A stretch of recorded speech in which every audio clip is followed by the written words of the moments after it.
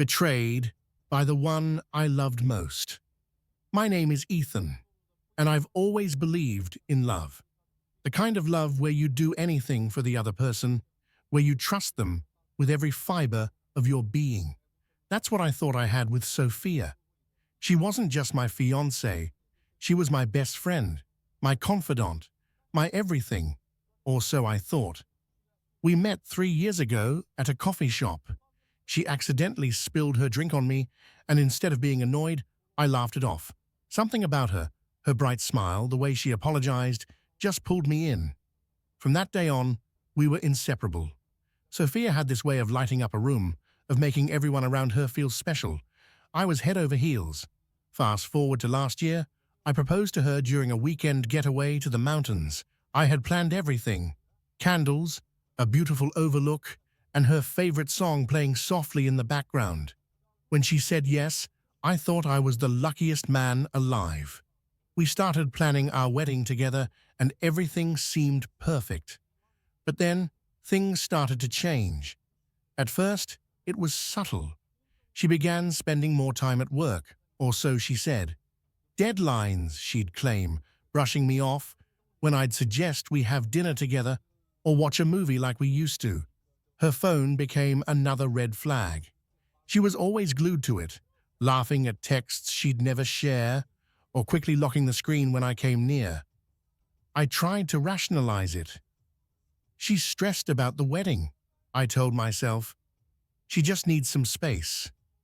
But deep down, I felt that gnawing pit in my stomach, the one that tells you something is terribly wrong.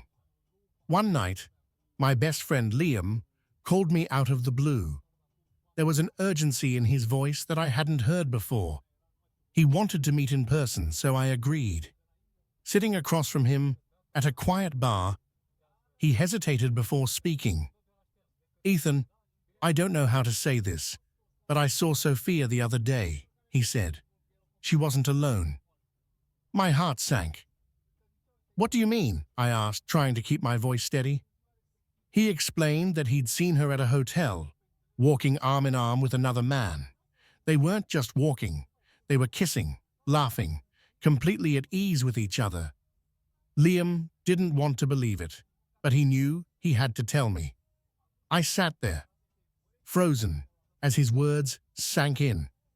I didn't confront her right away. I needed to be sure.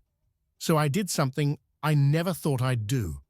I checked her phone when she wasn't looking. My hands were shaking as I scrolled through her messages. And there it was, a series of texts between her and someone named Ryan. Explicit, flirtatious, and completely gut-wrenching. When I finally confronted her, she didn't deny it. She admitted she had been seeing Ryan, a co-worker she'd gotten close to during late-night projects. He makes me feel alive, she said, as if that justified everything. I was crushed. The woman I had loved and trusted with my whole heart had betrayed me in the worst way possible. I called off the wedding immediately, even though it felt like ripping my own heart out. The days that followed were dark. I questioned everything, my worth, my choices, my ability to trust again. But slowly, I began to rebuild. I leaned on my friends and family, and I took up hobbies I had long neglected. Most importantly, I realized that her betrayal was not a reflection of me, but of her own choices. Today, I'm in a much better place. Sharing my story has helped me heal and hopefully helps others know they're not alone.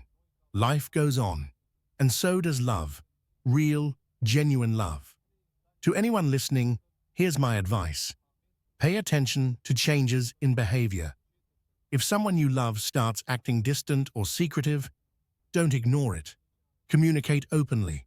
Address your concerns directly. If the relationship is healthy, they'll work with you to find clarity. Never lose yourself in love. Keep your own hobbies, friends, and identity.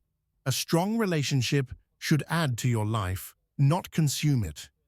Know your worth. Don't let someone make you feel like you're not enough. A partner who truly loves you will value and respect you. Sophia's betrayal broke me, but it didn't define me. I've since found peace, and I'm learning to trust again. If you're going through something similar, remember, healing takes time, but you will come out stronger on the other side. Stay true to yourself and never settle for less than you deserve.